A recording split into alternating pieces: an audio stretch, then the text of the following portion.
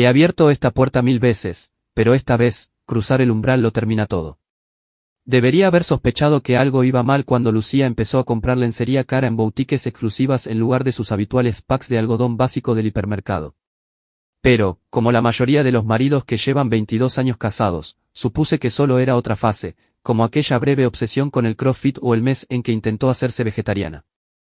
Me llamo Jacobo Morán y soy el dueño de Talleres Morán, en el sector este de Villalba, en la provincia de Segovia. No es un trabajo glamuroso, pero paga las facturas y mantiene mis manos ocupadas. Siempre se me han dado bien las manos. En mis tiempos mozos solía boxear en combates de aficionados, antes de conocer a Lucía y sentar la cabeza.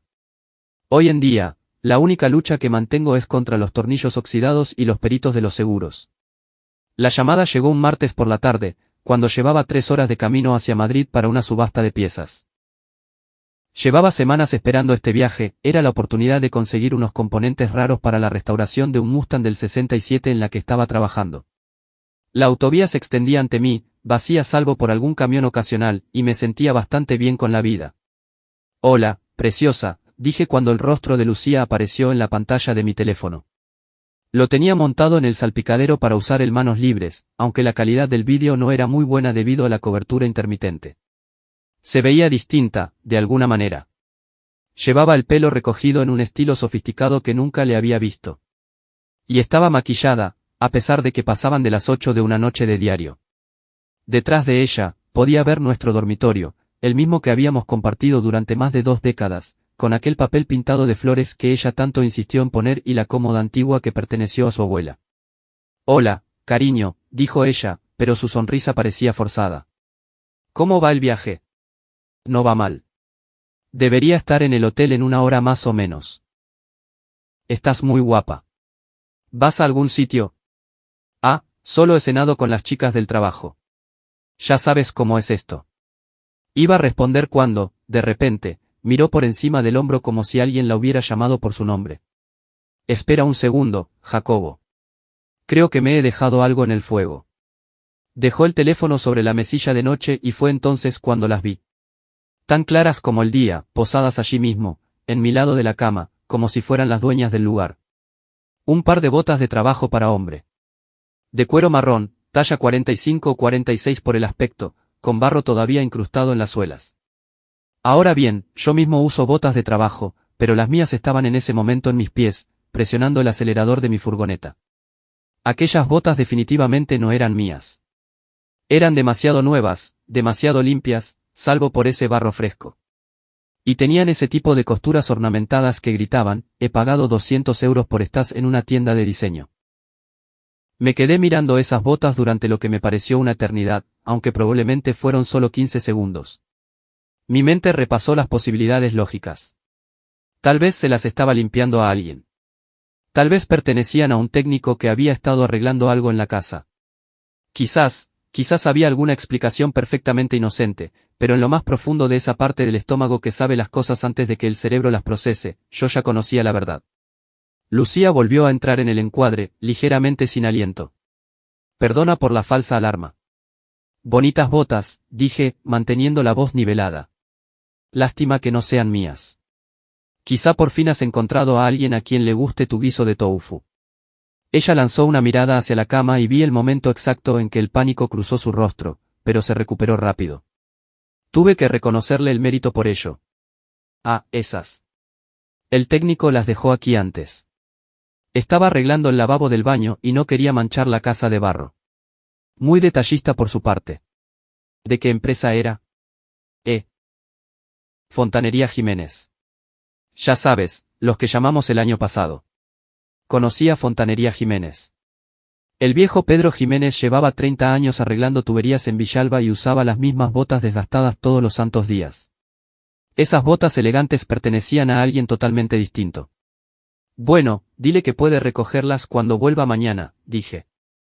No querríamos que se resfriara por ir sin calzado. Charlamos un minuto más sobre cosas sin importancia, el tiempo, lo que había cenado, si me acordé de cerrar el taller antes de salir. Una conversación normal de pareja casada, excepto que ahora sentía que ambos estábamos leyendo un guión. Después de colgar, conduje el resto del camino hacia Madrid en completo silencio. Sin radio, sin podcast, solo el sonido del motor y el rumor ocasional del tráfico que me adelantaba. Mis manos apretaban el volante con tal fuerza que mis nudillos se pusieron blancos.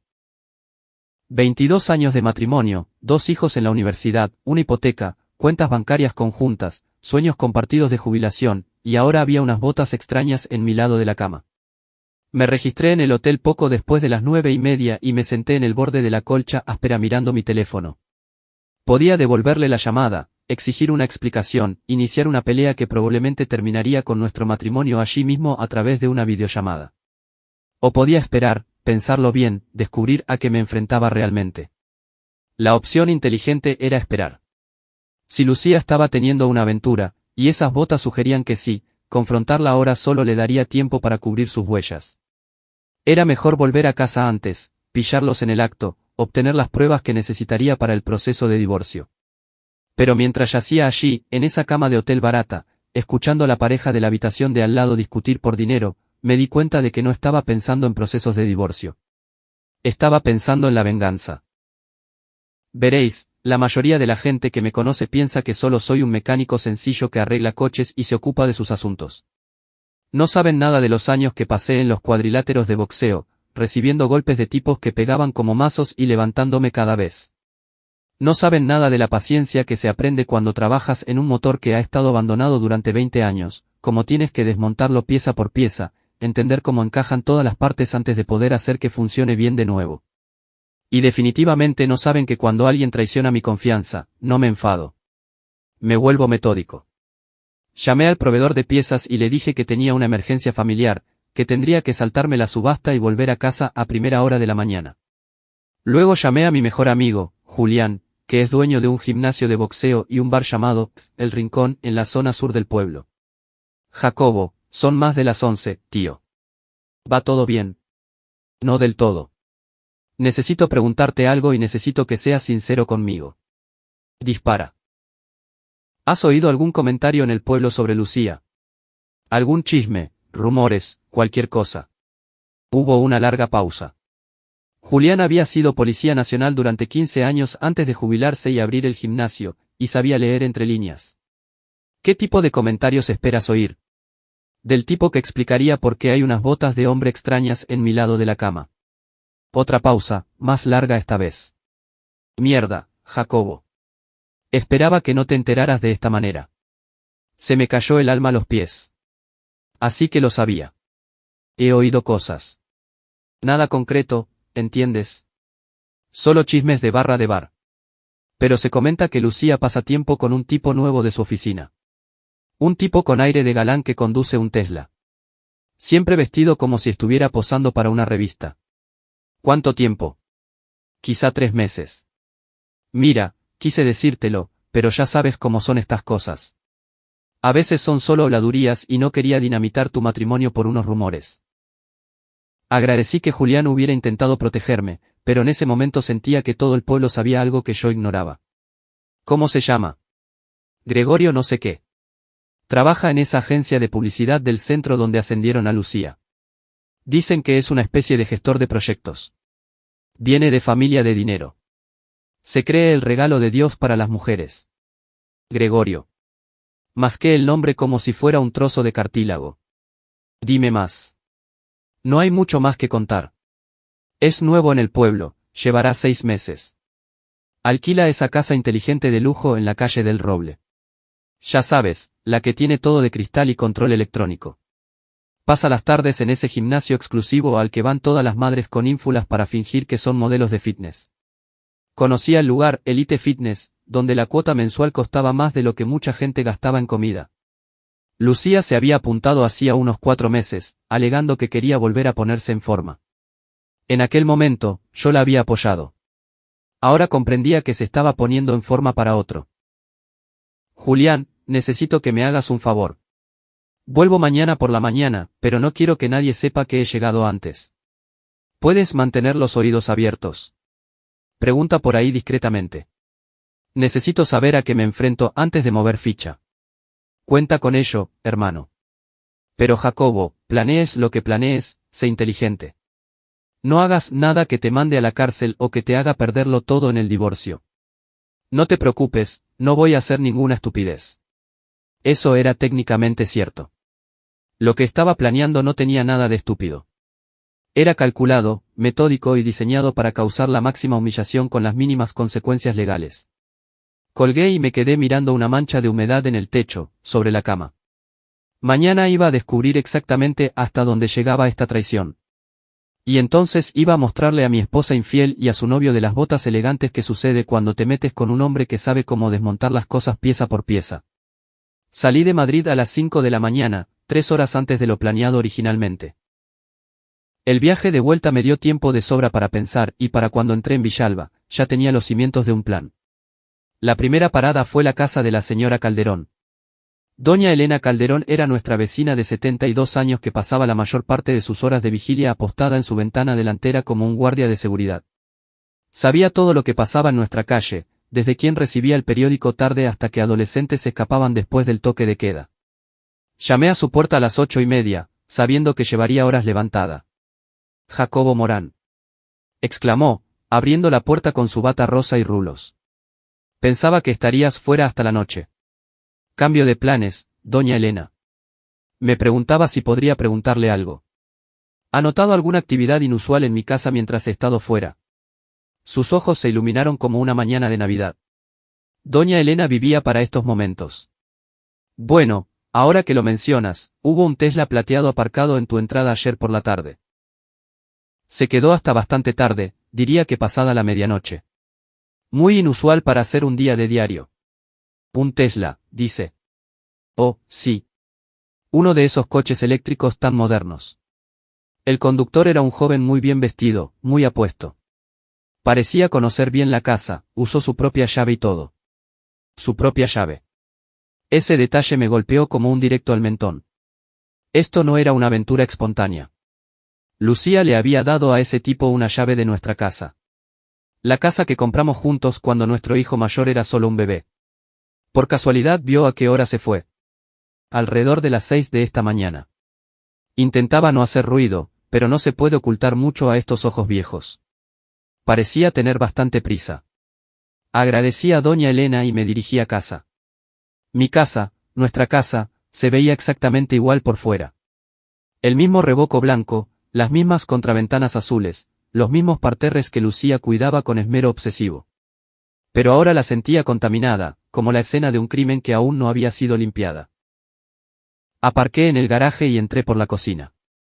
Todo estaba impecable, lo cual era inusual en Lucía. Normalmente era una persona bastante ordenada, pero este nivel de limpieza sugería que había estado fregando pruebas. El dormitorio contaba una historia diferente. Habían cambiado las sábanas, pero podía oler una colonia desconocida flotando en el aire. Algo caro y empalagoso, nada que ver con la fragancia clásica que yo usaba desde hacía 20 años. Las botas elegantes habían desaparecido, pero había una pequeña huella de barro en la alfombra que a Lucía se le había pasado por alto en su frenesí de limpieza. Saqué una foto de la huella con mi teléfono, luego me senté en el borde de la cama y llamé a mi esposa. Jacobo, has vuelto pronto. ¿Va todo bien? Se canceló la subasta de piezas. ¿Hubo algún problema eléctrico en el recinto? Pensé en darte una sorpresa. Ah, eso es estupendo. Estoy terminando una reunión en la oficina, pero debería estar en casa para el almuerzo. ¿Por qué no compro unos bocadillos en ese local que tanto te gusta? Me parece bien. Oye, volvió aquel técnico a por sus botas. Una pausa. Sus botas. Las que se dejó en nuestro dormitorio ayer. Dijiste que era de Fontanería Jiménez. Ah, claro. Sí, las recogió esta mañana muy temprano, antes de que me fuera al trabajo. Otra mentira. Estaba empezando a perder la cuenta. Me alegro. No me gustaría pensar en el pobre hombre caminando en calcetines. Después de colgar, conduje hasta el rincón. Julián estaba preparando el turno de comidas, colocando las botellas detrás de la barra con la precisión metódica de un expolicía. Tienes una cara espantosa, dijo al verme. Me siento peor. ¿Qué has averiguado? Julián me sirvió un café y se apoyó contra la barra. Más de lo que probablemente quieras saber. Este tal Gregorio, nombre completo Gregorio Valdés, ha estado alardeando de su conquista ante cualquiera que quiera escucharle. Al parecer, ve a las mujeres casadas como un desafío personal. ¿Qué más? Viene de mucho dinero. Sus padres son dueños de una cadena de hoteles de lujo en el norte. El Tesla es solo su coche de recreo. Tiene un Porsche y un BMW en su ciudad. Este trabajo aquí en Villalba es solo un trámite de un año antes de que su padre le dé un puesto real en el negocio familiar. El panorama se aclaraba y no me gustaba lo que veía. Mi esposa no solo estaba teniendo una aventura. Estaba teniendo una aventura con un niño rico mimado que la veía como un entretenimiento pasajero. Hay más, continuó Julián. Dicen que ha estado haciendo fotos. ¿Qué tipo de fotos? Del tipo que los maridos no quieren ver de sus esposas. Las ha estado enseñando en ese gimnasio pijo. Tratando a tu mujer como si fuera una especie de trofeo. Eso fue todo. El control cuidadoso que había mantenido desde la tarde anterior finalmente se quebró. Golpeé la barra con el puño con tanta fuerza que hice tintinear las botellas. Tranquilo, hermano, dijo Julián. Enfadarse no servirá de nada. Vengarse, sí. Necesito pillarlos en el acto. Necesito pruebas que se sostengan ante un juez y destruyan la reputación de ambos en este pueblo. Podría ayudarte con eso. Mi primo Daniel trabaja en la compañía telefónica. Probablemente podría decirnos cuándo está el coche del amante aparcado en tu casa si quieres saber cuándo aparecer.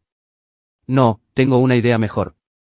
Algo que me dé testigos y asegure que todo el pueblo sepa qué clase de mujer es realmente mi esposa. Le conté a Julián mi plan. Escuchó sin interrumpir, asintiendo ocasionalmente o levantando una ceja. Cuando terminé, se quedó callado un largo momento. Eso es o brillante o una completa locura, dijo finalmente. Quizá ambas cosas, pero funcionará. Vas a necesitar ayuda para llevarlo a cabo. ¿Cuentas conmigo? Julián sonrió y por un momento pude ver al duro policía que solía ser. No me lo perdería por nada del mundo. Pasé el resto de la mañana haciendo preparativos. Primero, llamé a mis suegros y los invité a una visita sorpresa para celebrar el reciente ascenso de Lucía en el trabajo. Ricardo y Patricia nunca me habían tenido especial aprecio. Pensaban que su hija se había casado por debajo de su posición, pero adoraban a Lucía y conducirían 3 horas desde la capital en cualquier momento si pensaban que se la iba a homenajear. «¡Qué idea tan encantadora, Jacobo!», dijo Patricia por teléfono. «Saldremos justo después de comer. ¿Llevamos algo?» «Solo vuestra presencia. Quiero que esto sea una sorpresa total». Luego llamé a mi hijo, Pablo, a la Universidad de Valladolid. A sus 22 años, era lo suficientemente mayor para manejar lo que estaba a punto de suceder en nuestra familia. Y quería que lo oyera de mí antes que a través de las redes sociales o los chismes del campus. «Papá, ¿pasa algo? Nunca llamas entre semana. Necesito que hagas algo por mí, hijo. ¿Puedes venir a casa esta tarde? Trae a tu hermana si puede. Hay algo importante que necesito hablar con ambos». «¿Está bien, mamá?» «Tu madre está bien. Solo ha tomado unas decisiones que van a cambiar nuestra familia, y quiero que estéis aquí cuando todo salga a la luz». Pablo sabía que no debía insistir en detalles por teléfono. «Estaremos allí a las 4. La última pieza del puzzle era el cronometraje. Necesitaba saber exactamente cuándo estaría Gregorio en la casa, y necesitaba asegurarme de que mi audiencia sorpresa llegara en el momento preciso. Me aparqué frente al edificio de oficinas de Lucía y esperé. A las 12:15, salió acompañada de un hombre alto y bien vestido que coincidía con la descripción que me había dado Julián. Gregorio Valdés era todo lo que esperaba.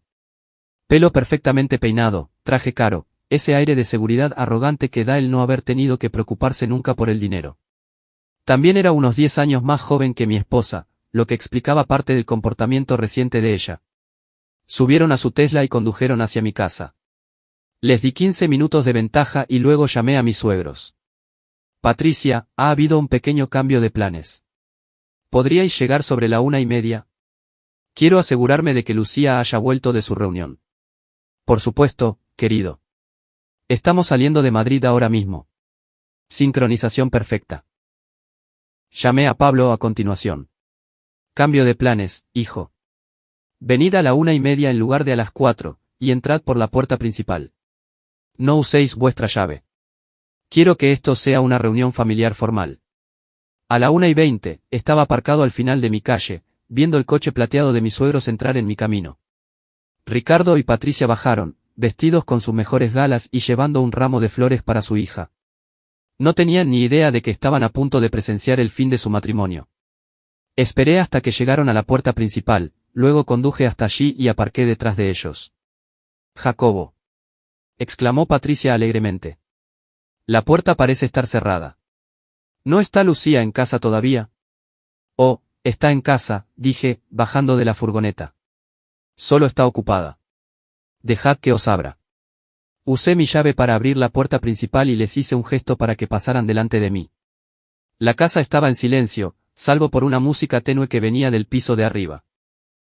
Algo suave, estilo jazz, que definitivamente no era la música pop que solía escuchar Lucía.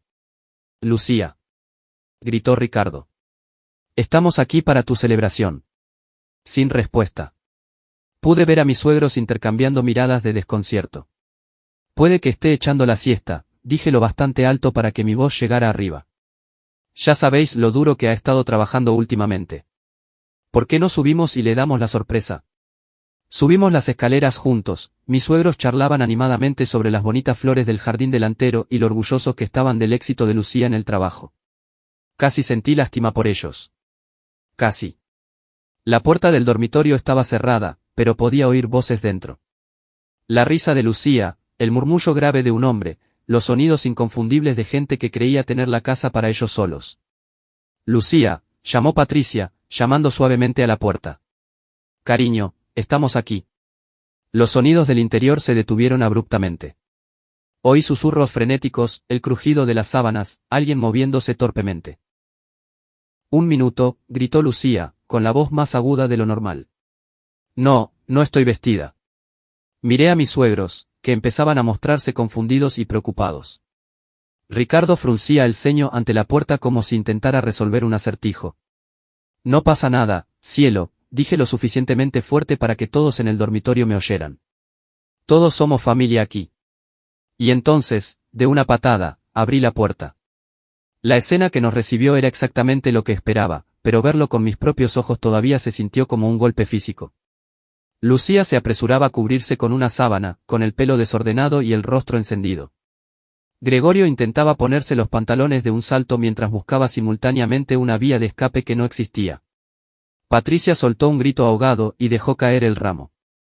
Ricardo hizo un ruido de asfixia y se agarró al marco de la puerta para no caerse, y yo simplemente me quedé allí, absorbiendo cada detalle del cuadro que tenía ante mí.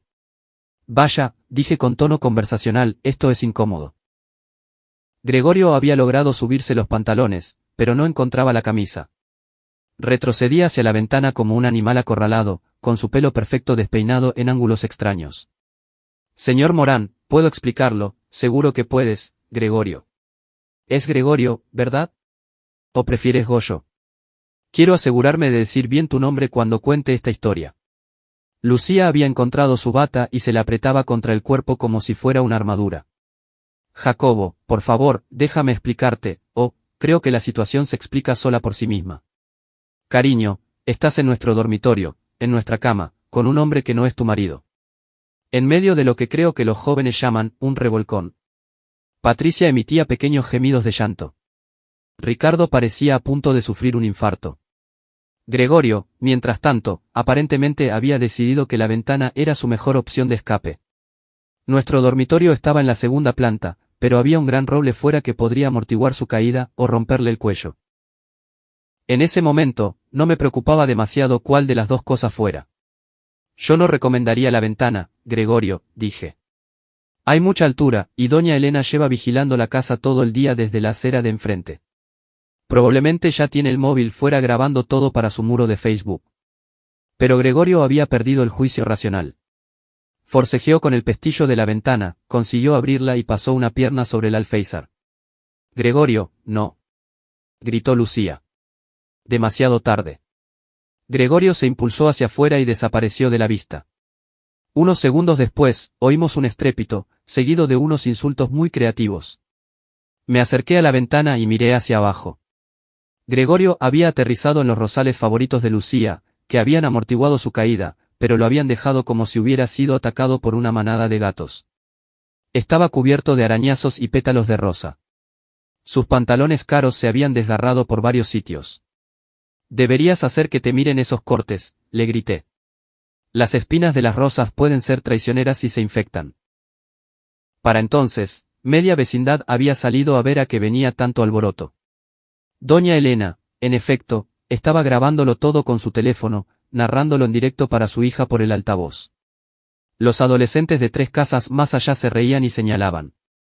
Hasta el viejo don Pedro de enfrente había salido de su casa para ver qué ocurría. Gregorio se puso en pie, intentó mantener algo de dignidad y cojeó hacia su Tesla. Pero la dignidad es difícil de mantener cuando estás medio desnudo, sangrando por múltiples arañazos y tienes pétalos de rosa en el pelo. Y dicen que el yoga es bueno para la salud, murmuré, sacudiéndome las manos. Detrás de mí, Patricia había empezado a llorar. Ricardo la ayudaba a sentarse en una silla, con el rostro pálido por la impresión. Y Lucía me miraba con una expresión que nunca le había visto antes. Parte miedo, parte ira, parte algo que podría haber sido respeto. Jacobo, dijo en voz baja. Tenemos que hablar. Creo que ya hemos pasado la fase de hablar, ¿no crees? Pero si quieres tener una conversación, podemos hacerlo abajo. Tus padres ya han visto bastante por hoy. Mientras salíamos del dormitorio, oí portazos afuera y el sonido del Tesla de Gregorio alejándose a toda prisa. A través de la ventana, pude ver a doña Elena todavía filmando, probablemente subiendo ya el vídeo a todas las plataformas sociales que conocía. Para cuando se pusiera el sol, medio pueblo sabría que Lucía Morán había sido pillada en la cama con otro hombre, y que su marido literalmente había echado a su amante por la ventana. No era el final que había planeado para mi matrimonio, pero sin duda iba a ser memorable. El verdadero plan de venganza no había hecho más que empezar. Las secuelas del estallido en el dormitorio fueron todo lo que esperaba y más. Por la noche, el vídeo de doña Elena se había compartido cientos de veces y alguien ya había creado un meme con la huida de Gregorio cubierta de pétalos de rosa. El pie de foto decía, cuando el marido vuelve pronto del viaje de negocios. Mis suegros se marcharon sin despedirse de Lucía, lo cual decía mucho de lo que pensaban sobre la infidelidad. Ricardo me estrechó la mano al salir y murmuró algo sobre que siempre supo que yo era un buen hombre. Patricia me abrazó y me susurró, te mereces algo mejor, Jacobo. Pablo y su hermana Elena llegaron justo cuando sus abuelos se iban. Los recibí en la entrada y les di la versión abreviada de los hechos. Pablo se lo tomó como el hombre en que se estaba convirtiendo, haciendo preguntas prácticas sobre los arreglos de vivienda y los procedimientos legales. Elena lloró, pero su ira era contra su madre, no contra mí. ¿Cómo ha podido hacerte esto, papá?, demandó Elena. ¿Cómo ha podido hacerle esto a nuestra familia? La gente toma decisiones, cielo. A veces esas decisiones tienen consecuencias que no esperan. Lucía intentó hablar con los chicos, pero ellos no estaban listos para escuchar sus explicaciones. Pablo fue fríamente educado. Elena fue abiertamente hostil. Tras una hora de conversación incómoda, ambos decidieron volver a sus residencias de estudiantes en lugar de pasar la noche. Llámame si necesitas algo, dijo Pablo mientras me abrazaba para despedirse. Lo que sea. Después de que los chicos se fueran, me senté en mi salón y analicé la situación. Lucía se había atrincherado en el cuarto de invitados, alegando que necesitaba tiempo para pensar. La casa se sentía diferente ahora, ya no era un hogar, sino un campo de batalla donde se había disparado el primer tiro. Mi teléfono no había parado de vibrar en toda la tarde con llamadas y mensajes. Las noticias vuelan en un pueblo como Villalba, y todo el mundo quería saber si los rumores eran ciertos. Ignoré la mayoría, pero respondí cuando llamó Julián. Madre mía, Jacobo. La señora de la panadería me acaba de enseñar el vídeo. ¿De verdad que echaste al tipo por la ventana? Técnicamente, se echó él solo. Yo solo le animé a considerar todas sus opciones. Todo el pueblo habla de ello. 12 personas me han preguntado si es verdad, y 3 más quieren invitarte a una copa. ¿Y Lucía? ¿Qué dice la gente de ella? Nada bueno. El consenso general es que se lo buscaba. Y que mostraste una contención admirable al no echarla a ella también. Eso era exactamente lo que quería oír. En los pueblos pequeños, la reputación lo es todo, y la de Lucía estaba ahora por los suelos. Pero eso solo era el principio. Durante los días siguientes, empecé a notar cambios en cómo me trataba la gente. La camarera de la cafetería se negó a dejarme pagar mi café matutino. Los chicos de la tienda de repuestos no dejaban de buscar excusas para pasar por mi taller y charlar. Hasta el cartero, que normalmente solo asentía y seguía de largo, empezó a preguntarme cómo lo llevaba. Lucía, en cambio, recibía una acogida muy distinta. Me enteré por varias fuentes de que la gente cruzaba la calle para evitar hablar con ella, que su club de lectura se había pospuesto indefinidamente y que alguien había dejado una nota en el parabrisas de su coche que simplemente decía, vergüenza. La atención era gratificante, pero yo tenía planes más grandes que el simple ostracismo social. Quería que Gregorio sufriera también. Y quería que todo el pueblo comprendiera que los actos tienen consecuencias. Mi oportunidad llegó cuando Julián mencionó que Gregorio había estado alardeando de su destreza atlética en el gimnasio de lujo donde él y Lucía aparentemente se conocieron. Le anda diciendo a todo el mundo que se está entrenando para un triatlón, dijo Julián. Dice que está en la mejor forma de su vida, superior a todos nosotros, los débiles de pueblo. Ah, sí. Y lo que es peor, ha estado hablando mal de los hombres de aquí, diciendo que estamos todos fofos y fuera de forma. Al parecer, piensa que seducir a mujeres casadas demuestra lo macho alfa que es. Eso me dio una idea. Una idea maravillosamente mezquina y satisfactoria. Julián, ¿te gustaría ayudarme a enseñarle a Gregorio un poco de hospitalidad pueblerina? Te escucho. Todavía tienes contactos en la Guardia Civil y en la policía, ¿verdad? Gente que podría mirar hacia otro lado si cierto Tesla sufriera algunas dificultades mecánicas. Depende de qué tipo de dificultades estemos hablando. Le expliqué mi plan. Julián escuchó con creciente diversión, haciendo preguntas ocasionales sobre logística o implicaciones legales. Cuando terminé, sonreía como un niño en la mañana de Reyes. ¿Sabes qué, Jacobo? Creo que Gregorio necesita aprender que las acciones tienen consecuencias, y creo que conozco la manera perfecta de enseñárselo. A la noche siguiente, pusimos nuestro plan en acción.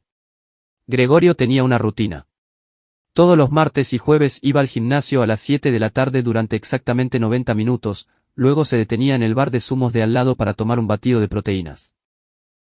Su Tesla siempre estaba aparcado en el mismo sitio, bajo una farola donde todo el mundo pudiera admirarlo. Mientras Gregorio estaba dentro trabajando en su físico superior, Julián y yo nos pusimos manos a la obra con su coche. No hicimos nada ilegal, nada de pinchar neumáticos o romper lunas. En su lugar, nos centramos en crear la máxima vergüenza con el mínimo riesgo legal. Primero, Julián usó sus habilidades para abrir cerraduras, aprendidas durante su entrenamiento policial, me aseguró, para abrir las puertas del Tesla. Luego, yo entré en acción con mi arma secreta, 1,5 kilos de langostinos congelados que había comprado en el supermercado esa mañana. Metí los langostinos en cada rendija que pude encontrar, bajo los asientos, en las rejillas del aire acondicionado, detrás de los paneles del salpicadero. El olor no se notaría de inmediato, pero en un día o dos, cuando el marisco empezara a descongelarse y a pudrirse, el coche de lujo de Gregorio iba a oler como el contenedor de basura de una marisquería en pleno agosto. Pero no habíamos terminado. Mientras yo plantaba los langostinos, Julián trabajaba en el exterior del coche. Había traído una bolsa de purpurina biodegradable, de la que se usa para manualidades, y la estaba vertiendo metódicamente en el tubo de escape del Tesla. ¿Qué va a hacer eso? Pregunté. Ya lo verás. La próxima vez que arranque el coche, esa purpurina va a salir disparada como una explosión de cuento de hadas. No dañará el motor, pero será visible a 3 manzanas de distancia. Terminamos nuestro trabajo justo cuando Gregorio salía del gimnasio, con aspecto sudoroso y autosatisfecho. Llevaba ropa deportiva carísima y sostenía un batido de proteínas que probablemente costaba más que el almuerzo de cualquiera. Julián y yo estábamos sentados en mi furgoneta al otro lado del aparcamiento, observando con prismáticos mientras Gregorio se acercaba a su coche. Miró a su alrededor con recelo, al parecer, la noticia de su aventura por la ventana le había vuelto paranoico, pero no notó nada obviamente malo. Entró, arrancó el motor y empezó a salir de su plaza de aparcamiento. Fue entonces cuando empezó el espectáculo de purpurina. El escape del Tesla estalló como un volcán brillante, lanzando nubes de purpurina plateada y dorada al aire nocturno. La nube era tan densa y reflectante que captaba la luz de cada farola del aparcamiento, creando un efecto de bola de discoteca que se veía desde la calle principal. Gregorio detuvo el coche y bajó para investigar. Pero el daño ya estaba hecho. Toda la parte trasera de su preciado Tesla estaba cubierta de purpurina, y seguía saliendo a ráfagas cada vez que el motor estaba al ralentí. Una pequeña multitud se había reunido para observar el espectáculo, la mayoría riéndose y sacando fotos con sus móviles. «¿Pero qué demonios?», gritó Gregorio, examinando su coche brillante. «¿Quién ha hecho esto?». Nadie respondió, pero pude ver a la gente intercambiando miradas cómplices. En un pueblo de este tamaño, todo el mundo conocía el incidente del dormitorio, y la mayoría ya había elegido bando. Gregorio volvió a subir a su coche y se alejó, dejando un rastro de purpurina tras de sí como una hada madrina muy cabreada. Julián y yo le seguimos a una distancia prudencial observando el show. ¿Crees que se dará cuenta de lo de los langostinos enseguida?, preguntó Julián. Dale un día o dos. Para el jueves, no podrá acercarse a menos de 3 metros de ese coche sin tener arcadas. Teníamos razón. Para el jueves por la mañana, corría el rumor de que el Tesla de Gregorio había sido remolcado a 3 talleres diferentes, ninguno de los cuales lograba localizar la fuente del olor horrible. La purpurina se había limpiado, pero el hedor era aparentemente tan insoportable que un mecánico se había negado a trabajar en el coche. Gregorio terminó teniendo que alquilar un coche básico mientras su Tesla era descontaminado en un centro especializado de Valladolid. El alquiler era un utilitario económico, un abismo comparado con su transporte de lujo habitual, y se le veía absolutamente miserable conduciéndolo por el pueblo. Pero lo mejor estaba por llegar. El viernes por la noche, recibí una llamada de Daniel, el primo de Julián que trabajaba en la compañía telefónica. Jacobo, tienes que oír esto. El tal Gregorio llamó a su seguro para presentar una reclamación por vandalismo y contaminación biológica de su coche. La agente de seguro se rió tanto que tuvo que ponerle en espera. No lo cubren. No. Para nada. Al parecer, hay una cláusula en su póliza que excluye bromas y chanzas pesadas que no causen daños permanentes. Va a tener que pagar la limpieza de su bolsillo. Y dicen que le va a costar cerca de 5.000 euros. 5.000 euros para quitar marisco podrido de un coche. No podría haberlo planeado mejor ni queriendo. Ese fin de semana, estaba tomando una cerveza en El Rincón, cuando entró Gregorio. Todo el bar se quedó en silencio, como en una escena de un western. Gregorio miró a su alrededor con nerviosismo, claramente consciente de que no era bienvenido, pero aparentemente decidido a demostrar algo. Se acercó a la barra y pidió una cerveza de importación carísima que Julián definitivamente no tenía en stock. Cuando Julián le dijo que solo tenían cerveza nacional de barril, Gregorio puso una cara como si le hubieran pedido que bebiera agua de un charco. Vale, dame lo que sea que se parezca más a algo decente. Julián le sirvió una caña y la dejó con más fuerza de la necesaria. Son 2,50 euros. Gregorio tiró un billete de 20 en la barra. Quédate con el cambio. Sé que la gente de pueblo necesitáis toda la ayuda posible. El insulto quedó flotando en el aire como el humo. Todas las conversaciones del bar se habían detenido y pude sentir la tensión en aumento. Eran buena gente, mecánicos, obreros de la construcción, maestros, pequeños empresarios, y no apreciaban que un niño rico de ciudad les hablara con superioridad. Me levanté de mi taburete y me acerqué a la barra. Gregorio me vio venir y se puso tenso, probablemente recordando nuestro último encuentro. Gregorio, ¿verdad?, dije amablemente. No creo que nos hayan presentado formalmente. Soy Jacobo Morán. Quizá me recuerdes. Soy el marido por cuya ventana saltaste. Unas cuantas personas soltaron una carcajada. El rostro de Gregorio se puso rojo. Mire, Morán, sobre toda esa situación, no te preocupes por eso. Estas cosas pasan. Aunque tengo que decir que tu estrategia de salida fue bastante impresionante. La mayoría de la gente habría usado las escaleras, pero tú optaste por el enfoque dramático. Muy teatral. Más risas entre la clientela. Gregorio empezaba a parecer un animal acorralado otra vez. Me preguntaba, no obstante, continué, ¿cómo va el tema de tu coche? He oído que has tenido un problema de olores. Alguien saboteó mi coche, dijo Gregorio en voz alta. Fue vandalismo, puro y duro. Sabotaje. Es una palabra fuerte. ¿Qué pasó exactamente? Gregorio miró alrededor del bar, dándose cuenta de que estaba rodeado de gente que no sentía ninguna simpatía por él. Alguien puso cosas en mi coche, cosas repugnantes. Me costó 5.000 euros limpiarlo. 5.000 euros. Silvé.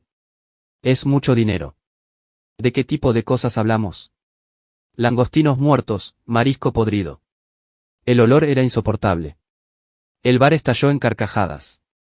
Alguien desde el fondo gritó, eso me huele a chamusquina, lo que provocó aún más risas. Gregorio golpeó la barra con su cerveza, salpicando espuma por todas partes. Esto es acoso. Podría presentar cargos. ¿Por qué?, preguntó Julián con calma. Nadie aquí hizo nada a tu coche. Estábamos todos aquí jugando al billar y ocupándonos de nuestros asuntos, ¿verdad, muchachos? Un coro de asentimiento se levantó de la multitud. Eso es, Julián. Estuvimos aquí toda la tarde. Ni un alma salió del bar. Gregorio miró a su alrededor desesperado, dándose cuenta de que estaba superado en número y en astucia. Esto no ha terminado, dijo señalándome. Crees que eres muy listo, pero sé que fuiste tú. Gregorio, dije, acercándome un paso. Déjame darte un consejo gratis. Este es un pueblo pequeño, y la gente aquí tiene mucha memoria. Viniste a nuestra comunidad, sedujiste a una mujer casada, mostraste una falta de respeto total a su familia y luego insultaste a la buena gente que vive aquí. Quizá, en lugar de hacer amenazas, deberías considerar si Villalba es realmente el lugar adecuado para ti. Gregorio me miró fijamente durante un largo momento, luego tiró otros 20 euros sobre la barra y salió hecho una furia. Todo el bar lo vio marcharse. Y en cuanto la puerta se cerró tras él, el local estalló en aplausos. Invito yo a la ronda, anunció Julián. Por Jacobo Morán, defensor de los valores del pueblo. Levanté mi cerveza y sonreí. Por las consecuencias, dije. Pero incluso mientras aceptaba las felicitaciones y las palmadas en la espalda de mis vecinos, sabía que esto era solo el comienzo. Gregorio y Lucía me habían humillado, me habían costado mi matrimonio e intentaron hacerme quedar como un idiota. La purpurina y los langostinos solo habían sido disparos de advertencia. La verdadera venganza aún estaba por llegar. El mensaje anónimo llegó un martes por la mañana, deslizado bajo la puerta de mi taller como algo salido de una película de espías. El papel era una papelería cara de color crema que probablemente costaba más por hoja de lo que mucha gente gastaba en comer. El mensaje en sí estaba escrito con una tipografía formal que gritaba, tengo dinero y contactos.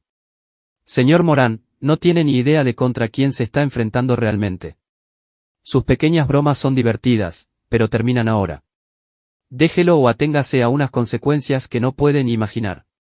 Este es su único aviso. Lo leí 2 veces, luego llamé a Julián. Alguien intenta asustarme, dije cuando respondió. Gregorio, tal vez. O quizá alguien más. ¿Puedes venir? Quiero que veas esto. Julián llegó 20 minutos después, todavía con los guantes de boxeo de haber estado entrenando a un cliente. Leyó la nota con cuidado, dándole la vuelta para examinar la calidad del papel y la marca de agua. Esto no es de Gregorio, dijo finalmente. Es demasiado sofisticado para él. Gregorio es del tipo que mandaría mensajes de texto furiosos o te rayaría el coche. Esto es de alguien que entiende de guerra psicológica. ¿Alguna idea de quién? Podría ser su familia. A los ricos no les gusta que sus preciosos retoños queden en evidencia en público. Suelen contratar abogados e investigadores privados para que los problemas desaparezcan. Esa posibilidad no se me había ocurrido, pero tenía sentido. Si los padres de Gregorio poseían una cadena de hoteles de lujo, probablemente tenían experiencia lidiando con problemas de gestión de reputación. O, continuó Julián, podría ser alguien totalmente distinto, alguien que tenga sus propias razones para querer que te retires. Durante los días siguientes, empecé a prestar más atención a la gente que me rodeaba.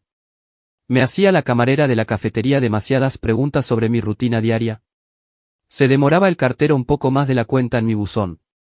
¿Era la vigilancia constante de doña Elena realmente, solo curiosidad? La paranoia empezaba a afectarme cuando recibí una llamada de una fuente inesperada, Lara Mínguez, la mejor amiga de Lucía en el trabajo. Jacobo, sé que esto es incómodo, pero me preguntaba si podríamos tomar un café. Hay algunas cosas sobre la situación de Lucía que creo que deberías saber. Lara había sido la amiga más cercana de Lucía durante los últimos 3 años, desde que empezó a trabajar en la agencia de publicidad. Era una mujer aguda, bien vestida, de unos 40 y tantos, que siempre había sido educada pero distante conmigo. Yo había asumido que era solo una de esas ejecutivas que no tenían mucho interés en maridos de mono de trabajo. Nos encontramos en un lugar neutral, una pequeña cafetería al otro lado del pueblo, lejos de mi taller y de la oficina de Lucía. Lara ya estaba allí cuando llegué, sentada en un reservado en una esquina con la espalda contra la pared, como si esperara problemas. Gracias por venir, dijo cuando me senté. Sé que probablemente no tengas una opinión muy buena de mí en este momento. ¿Por qué iba a pensar mal de ti? Tú no me has engañado. No, pero sabía que estaba pasando y no te lo dije. He estado luchando contra esa culpa desde entonces, bueno, desde el incidente de la ventana. Pedí un café y esperé a que continuara. Lara parecía nerviosa, lo cual era inusual en ella. En todas las veces que la había visto en fiestas de empresa o reuniones del barrio, siempre se había mostrado compuesta y segura.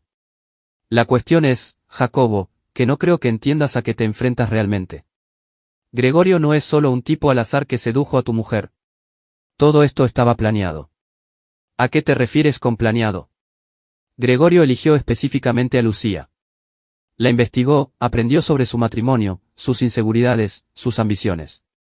Sabía exactamente qué botones pulsar para hacerla vulnerable a sus avances. Aquello era inquietante, pero no del todo sorprendente. Los cazadores suelen elegir a sus presas con cuidado. Hay más, continuó Lara. Gregorio ha hecho esto antes, muchas veces. Tiene un patrón, seduce a mujeres casadas, documenta las aventuras y luego usa las pruebas para divertirse. Fotos, vídeos, información personal, se lo toma como un juego, una forma de demostrar su superioridad sobre los hombres inferiores. Ha estado enseñando fotos de Lucía a gente en el gimnasio, alardeando de su conquista. Mi taza de café crujió en mi mano. La dejé con cuidado, intentando controlar la rabia que crecía en mi pecho. ¿Cómo sabes todo esto? Porque le he estado investigando. Después de ver lo que le estaba haciendo a Lucía, empecé a hacer preguntas. Tengo conocidos en el norte que conocen a su familia. Las historias que me contaron. Jacobo, este hombre es peligroso. No peligroso físicamente, sino que destruye a la gente por diversión. ¿Por qué me cuentas esto? ¿Por qué no avisaste a Lucía? Lara pareció incómoda. Lo intenté. Está completamente encandilada con él. Cree que va a dejar su trabajo aquí y llevársela con él a la ciudad. No entiende que para él solo es otro trofeo. ¿Y crees que yo puedo hacer algo al respecto? Creo que eres el único que puede. Gregorio está acostumbrado a tratar con hombres que se pelean con él en los tribunales o intentan razonar. No está acostumbrado a tratar con alguien que contraataca como tú. Estudié el rostro de Lara, intentando leer sus motivaciones. ¿Qué ganas tú con esto? ¿Por qué te importa lo que le pase a Gregorio? Porque no solo está destruyendo a Lucía, está destruyendo a otras mujeres también. Hay una esposa en otra ciudad cuyo matrimonio terminó por su culpa. Otra mujer que tuvo una crisis nerviosa. Hay que detenerlo. ¿Detenerlo cómo? No lo sé, pero pensé que deberías tener toda la información antes de decidir qué hacer a continuación. Lara buscó en su bolso y sacó una carpeta. Son copias de todo lo que pude encontrar sobre el pasado de Gregorio. Registros financieros, publicaciones en redes sociales, declaraciones de testigos de sus presas anteriores. Úsalo como creas conveniente. Se levantó para irse, pero hizo una pausa. Jacobo, ten cuidado. Lo que dije de que era peligroso iba en serio. Tiene recursos y contactos que la mayoría no tiene. Si vas a ir a por él, asegúrate de estar preparado para que él se defienda. Después de que se fuera, me quedé en la cafetería otra hora, leyendo la carpeta que me había dado. La imagen que surgía era la de un hombre mucho peor de lo que había imaginado. Gregorio no era solo un adúltero, era un depredador que buscaba específicamente a mujeres vulnerables y luego las descartaba cuando se aburría. Había fotos de él con al menos 6 mujeres diferentes, todas casadas, todas mirándole con la misma expresión de embeleso que había visto en Lucía. Había capturas de pantalla de mensajes de texto donde presumía de sus conquistas y hacía chistes crueles sobre los maridos traicionados. Pero la parte más perturbadora era una serie de correos electrónicos entre Gregorio y alguien identificado solo como LM. Los correos hablaban de Lucía específicamente, describiendo sus debilidades y vulnerabilidades con un detalle casi clínico. Parecían un perfil psicológico diseñado para ayudar a alguien a manipularla. El sujeto se siente inseguro respecto al envejecimiento y se siente poco valorado por su cónyuge, decía un correo. Responde bien a los cumplidos sobre su apariencia e inteligencia. Susceptible a la narrativa de que merece algo mejor y que está desperdiciando su potencial en un pueblo pequeño. Los correos tenían fecha de hacía 6 meses, mucho antes de que Gregorio supuestamente conociera a Lucía en el gimnasio. Todo este asunto había sido orquestado desde el principio. ¿Pero quién era LM? Alguien con conocimiento íntimo de la psicología y la situación personal de Lucía. Alguien que tenía acceso a sus pensamientos y sentimientos privados. Releí los correos, prestando más atención al estilo de escritura y a los detalles específicos mencionados. Quienquiera que fuera, LM, sabía de la relación de Lucía con sus padres, sus preocupaciones sobre su carrera, incluso sus restaurantes y películas favoritas. Y entonces caí en la cuenta. LM. Lara Mínguez. Saqué mi teléfono y llamé a Julián. Necesito que te reúnas conmigo en el taller ahora mismo y traigas tu portátil. Vamos a hacer una investigación. Julián llegó 30 minutos después y le enseñé todo lo que Lara me había dado, centrándome en los correos entre Gregorio y LM. ¿Crees que Lara trabaja con Gregorio?, preguntó Julián. Creo que Lara es la operación. Gregorio es solo la cara bonita que usa para seducir a los objetivos. Ella es quien identifica a las mujeres vulnerables, investiga sus antecedentes y luego le pasa a Gregorio la información que necesita para manipularlas. Julián estudió los correos con más detenimiento. Si eso es cierto, ¿por qué te ha dado esta información? ¿Por qué se ha expuesto? Porque me estoy acercando demasiado a la verdad y está intentando controlar el relato. Quiere que piense que está de mi lado para que confíe en ella y quizá abandone mi investigación. Oh, añadió Julián lentamente, te está tendiendo una trampa más grande. Piénsalo. Te da todas estas pruebas incriminatorias sobre Gregorio. Tú las usas para destruirle. ¿Y luego qué? Quizá ella tenga pruebas de que tú le has estado acosando. Quizá esté montando un caso para que te arresten o te demanden. Esa posibilidad me provocó un escalofrío. Si Lara era tan calculadora como sospechaba, entonces podría haber estado planeando esta confrontación durante semanas. Necesitamos averiguar más sobre ella, dije. Antecedentes, historial laboral, conexiones con la familia de Gregorio. Si está llevando a cabo algún tipo de estafa a largo plazo, habrá pruebas. Julián se crujió los nudillos y abrió su ordenador. Menos mal que todavía tengo amigos en las fuerzas de seguridad. Déjame hacer unas llamadas. Mientras Julián contactaba con sus fuentes, conduje hasta la agencia de publicidad donde trabajaban Lucía y Lara. No entré. Simplemente aparqué enfrente y vigilé. A las 5:30, los empleados empezaron a salir. Vi aparecer primero a Lucía, con aspecto cansado y estresado. Subió a su coche y condujo hacia casa. 20 minutos más tarde salió Lara, pero en lugar de ir a su coche, caminó 3 manzanas hasta un pequeño restaurante donde Gregorio la esperaba en una mesa de la terraza. Saqué mi teléfono y empecé a grabar mientras se sentaban juntos. Incluso desde el otro lado de la calle, su lenguaje corporal era revelador. Estaban claramente cómodos el uno con el otro, como viejos amigos o socios de negocios. No era un encuentro casual. Hablaron durante unos 45 minutos, Lara llevaba la voz cantante y Gregorio tomaba notas en su teléfono. En un momento dado, ella le enseñó algo en su propio móvil que le hizo reír. Al despedirse, Gregorio le dio un beso en la mejilla como si se despidieran tras una cena familiar. Tenía mi prueba. Lara y Gregorio trabajaban juntos, y Lucía solo era su última víctima. Pero yo estaba a punto de convertirme en su mayor problema. Volví al taller y encontré a Julián sonriendo ante la pantalla de su portátil. Te va a encantar esto, dijo. Lara Mínguez no es su nombre real. En realidad se llama Linda Maroney y tiene un historial laboral muy interesante. Dime tú, trabajó para la empresa familiar de Gregorio en el norte hasta hace unos 4 años, cuando fue despedida por conducta inapropiada con clientes. Al parecer, dirigía algún tipo de plan de chantaje usando su posición para reunir información comprometedora sobre los huéspedes de los hoteles. Y ahora está haciendo lo mismo aquí. Y lo que es mejor, he encontrado registros de ella trabajando en otras 3 ciudades en los últimos 4 años, siempre en agencias de publicidad o empresas de marketing, y siempre yéndose después de un año más o menos. Y en cada ciudad, hubo informes de hombres prominentes pillados en situaciones comprometedoras con mujeres más jóvenes. El alcance de su operación era mayor de lo que había imaginado. No solo destruían matrimonios por diversión.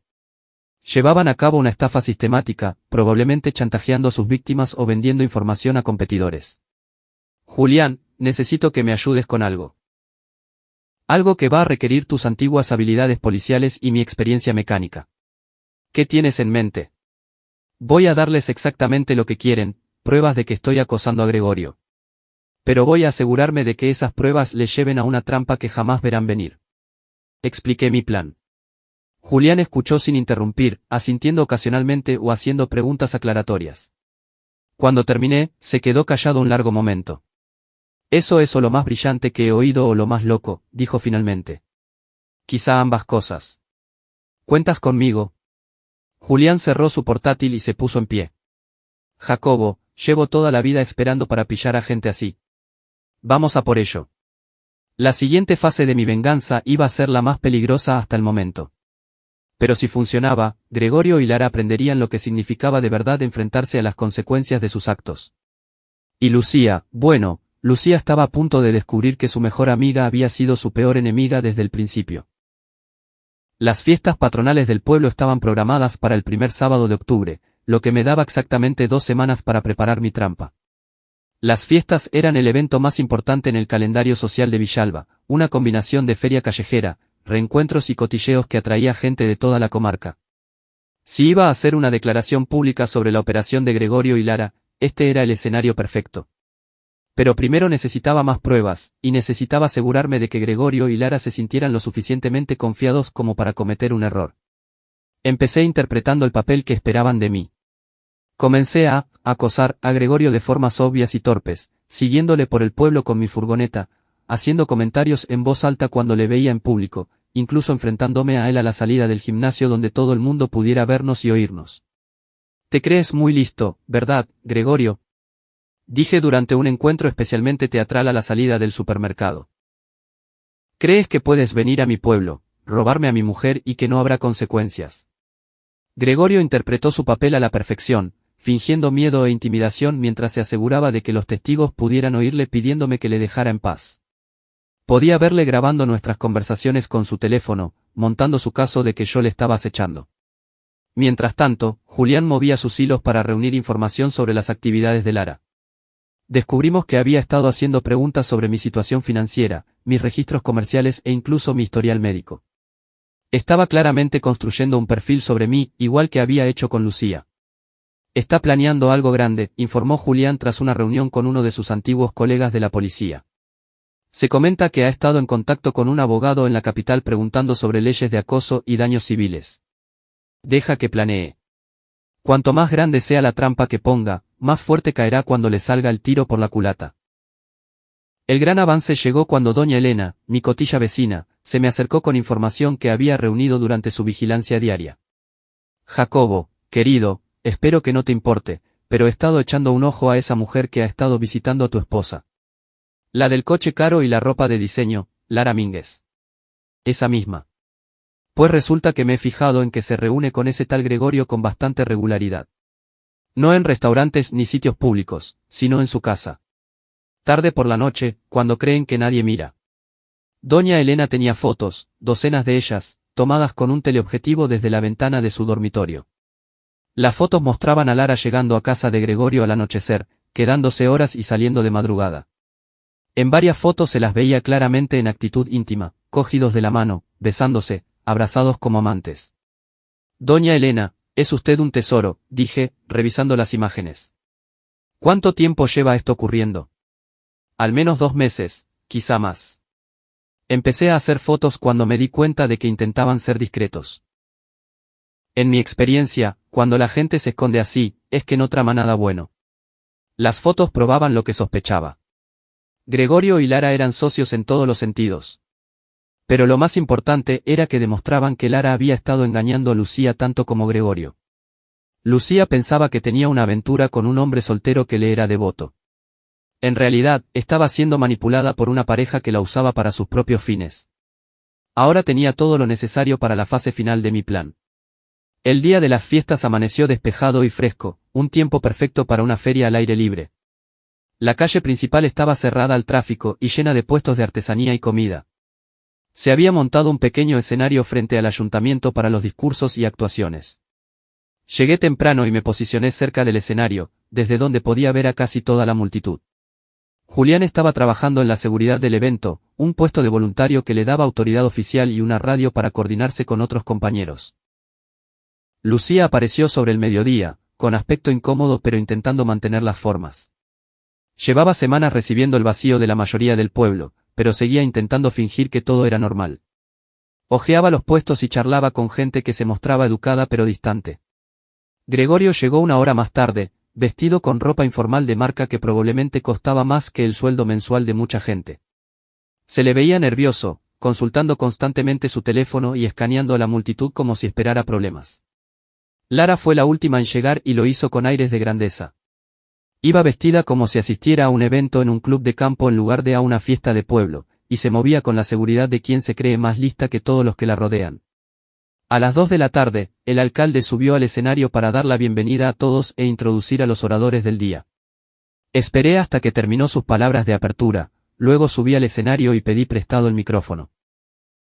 Vecinos, espero que no os importe que os robe unos minutos, dije, y mi voz resonó por toda la plaza a través del sistema de megafonía.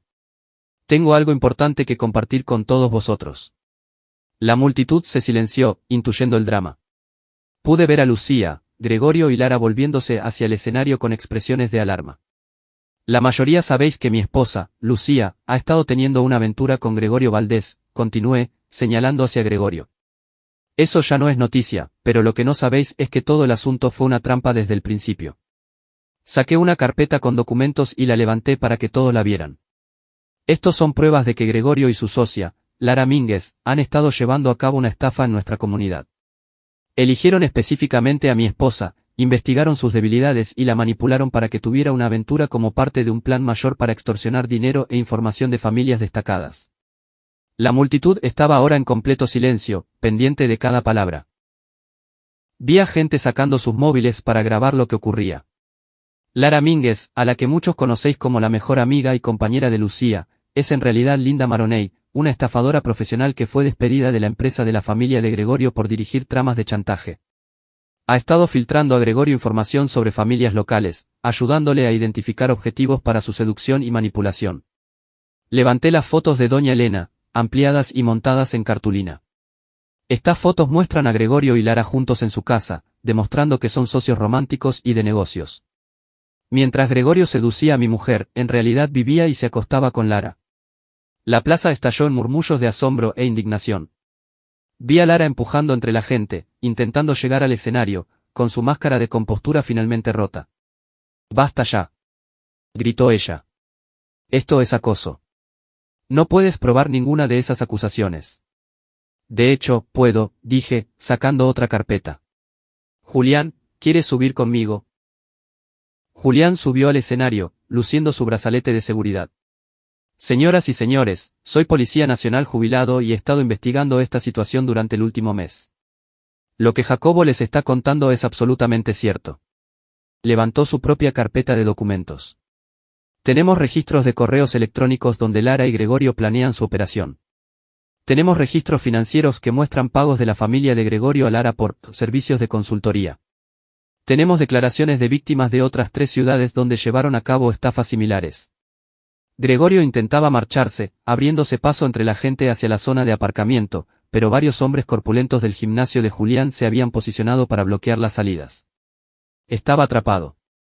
La parte más repugnante, continué, es que lo documentaron todo. Tienen fotos y vídeos de mi esposa que han estado compartiendo para divertirse. La trataron como si no fuera más que un trofeo para exhibir. Lucía se había puesto pálida y se tambaleaba. Varias mujeres de su antiguo club de lectura se acercaron para sostenerla, su enfado por la aventura quedó temporalmente anulado por la simpatía ante la forma en que había sido manipulada. «Pero esto es lo que pasa cuando intentas estafar en un pueblo», dije, mirando directamente a Lara y Gregorio. «Tarde o temprano te topas con gente que sabe cómo defenderse». Asentía Julián, que habló por su radio. «Traedlos». 2 agentes de la Guardia Civil aparecieron en el borde de la plaza, caminando decididamente hacia el escenario. Detrás de ellos venía una mujer con traje de negocios, a la que reconocí como la fiscal jefe de la zona. «Linda Maroney y Gregorio Valdés», anunció la fiscal, «quedan detenidos por conspiración para cometer fraude, extorsión y vulneración de la intimidad. Tienen derecho a guardar silencio». La multitud observó en un silencio atónito cómo Gregorio y Lara eran esposados y conducidos fuera de la plaza. Gregorio protestaba su inocencia, alegando que le estaban tendiendo una trampa. Lara no dijo nada, pero la mirada que me lanzó al pasar junto al escenario podría haber derretido el acero. «Hay una cosa más», dije por el micrófono mientras los coches patrulla se alejaban. «Quiero que todo el mundo entienda que mi esposa fue una víctima en esta trama, igual que las mujeres de otras ciudades que cayeron en su manipulación. Cometió errores, pero fue elegida y engañada por profesionales». Miré directamente a Lucía, que lloraba abiertamente ahora. Eso no excusa lo que pasó con nuestro matrimonio, pero lo explica, y quiero que todos en esta comunidad recuerden que cuidamos de los nuestros, incluso cuando cometen errores. La multitud guardó silencio un momento y alguien empezó a aplaudir. El aplauso se extendió hasta que toda la plaza estaba dando a Lucía una ovación cerrada, no por su aventura, sino por haber sobrevivido a su victimización. Le devolví el micrófono al alcalde y bajé del escenario. La gente se apartaba para dejarme pasar y oía a vecinos dándome la enhorabuena y ofreciéndose a invitarme a copas. Julián me alcanzó al borde del recinto ferial. ¿Qué se siente al ser el héroe de Villalba? No soy un héroe, Julián. Solo soy un hombre que se cansó de que le tomaran por tonto. ¿Qué pasará ahora con Lucía? Quiero decir. Miré hacia el escenario, donde Lucía estaba rodeada de mujeres de la comunidad que le ofrecían consuelo y apoyo. Parecía rota, pero no destruida, como alguien que por fin ve con claridad tras meses de confusión. No lo sé, dije con sinceridad. El matrimonio se ha acabado. Ha pasado demasiado para que podamos volver atrás. Pero quizá ella pueda reconstruir su vida aquí, con gente que entienda que fue manipulada por expertos. Y Gregorio y Lara, bueno, irán a prisión. La fiscalía ha estado montando casos contra ellos en varias provincias. No volverán a estafar a nadie en mucho tiempo. Julián sonrió. ¿Sabes qué es lo mejor? Que se creían mucho más listos que todos los demás. Nunca consideraron que un mecánico de pueblo y un policía jubilado pudieran ser más astutos que ellos. Nos subestimaron. Asentí. La gente así siempre lo hace. Creen que el dinero y los estudios les hacen superiores, pero no entienden el valor de la comunidad y la lealtad. Mientras caminábamos hacia la furgoneta de Julián, sentí algo que no había experimentado en meses: paz. La venganza estaba completa. Se había hecho justicia y mi comunidad se había unido tanto en torno a mí como a Lucía, cada uno a su manera. Gregorio y Lara habían intentado destruir mi vida para su propio entretenimiento. En su lugar, habían aprendido lo que sucede cuando te metes con personas que saben cómo contraatacar. Subí al vehículo de Julián y miré hacia atrás a la plaza por última vez. Lucía seguía rodeada de vecinos que la apoyaban, comenzando el largo proceso de reconstruir su reputación y su vida. La comunidad que había estado dividida por el escándalo se estaba uniendo de nuevo, más fuerte por haber enfrentado y superado el engaño. ¿A dónde ahora?, preguntó Julián. A casa, dije. Tengo un negocio que sacar adelante y una vida que reconstruir. Mientras nos alejábamos de la plaza, me permití una pequeña sonrisa. Ellos me habían llamado el villano cuando eché a Gregorio por la ventana y les humillé a ambos. Tenían razón. Yo había sido el villano en su historia. Pero en mi historia, yo era el hombre que protegió a su comunidad de los depredadores y aseguró que los actos tuvieran consecuencias. Y eso era exactamente lo que quería hacer.